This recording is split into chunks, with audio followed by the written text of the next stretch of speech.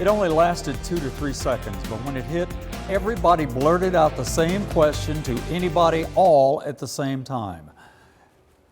Did you feel that? Shortly after 9 o'clock this morning, the world shook in our little part of planet Earth, and when it did, everything shook with it. And yes, some things moved. Early data from the U.S. Geological Survey shows that at first, the earthquake was measured at 3.5 on the Richter scale, but was upgraded minutes later to a 4.1 magnitude. The initial ground zero was a half-mile southeast of Greenback, Tennessee, between Knoxville and Chattanooga. But within minutes, the epicenter was pinpointed 16 miles underground, about 12 miles southeast of Greenback. Folks felt it as far south as Atlanta, Georgia, north through Tennessee up to the Kentucky state line, and as far east as Spartanburg, South Carolina. An estimated 4.5 million people in the target area, all asking the same question. Did you feel that? Well, I felt it, you felt it. My sister in West Knoxville felt it. An old girlfriend in Greenville, South Carolina felt it. I mean, it scared most people, even though it wasn't strong enough to do much damage. Maybe a couple of things fell off the shelves.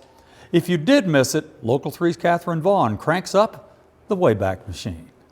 Despite what some might think, the west coast of the United States isn't the only place where earthquakes commonly occur. Residents in the southeast were reminded of that when slight rumbles shook the ground early Saturday morning. For one resident, it was an all-new experience. I was just on the clock as normal. Felt a rumble. Usually, I think it's a train about to pass by or my washing machine is off balance. I didn't start laundry and a train never came through. So I said this may not, this isn't a drill. I think it might have been an earthquake. So it turned out to be that 4.1 magnitude. Dayton resident Jimmy Rivas says he immediately texted his family and friends, asking if they too had felt the sudden shaking. I had a couple of coworkers that live in Knoxville. They had a couple things fall off shelves and break.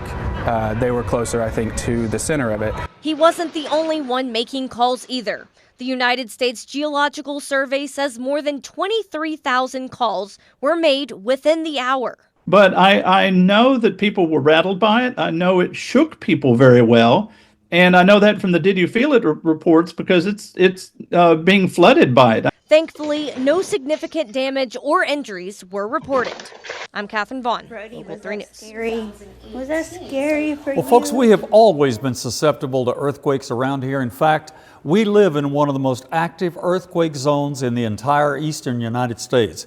It's called the East Tennessee Seismic Zone, as you can see here on the map, and it runs from northeast Alabama down here all the way up to southeast Tennessee, southwest Virginia up here. But if you look at the wider area, actually it can go down to Birmingham, Alabama, over to Atlanta, up through the Carolinas. Roanoke, Virginia's right here.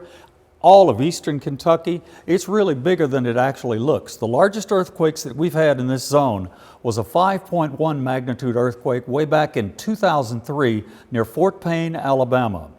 Another 5.1 earthquake near Sparta, North Carolina in 2020, right up here near the Virginia border.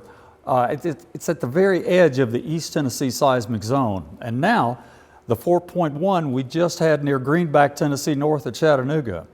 Well, no injuries from the earthquake today, but the tremor did bring back memories of a 4.7 magnitude earthquake in Blount County, south of Knoxville, back in 1973. No reports of damages in that one either, but it did come with about 30 aftershocks, many of them measurable. So what are the odds after a 4.1 magnitude earthquake? Well, the U.S. Geological Survey says it's less than a 1% chance that the earth moves again. And if it does, it'll probably happen very near to ground zero, right up there at Greenback, Tennessee.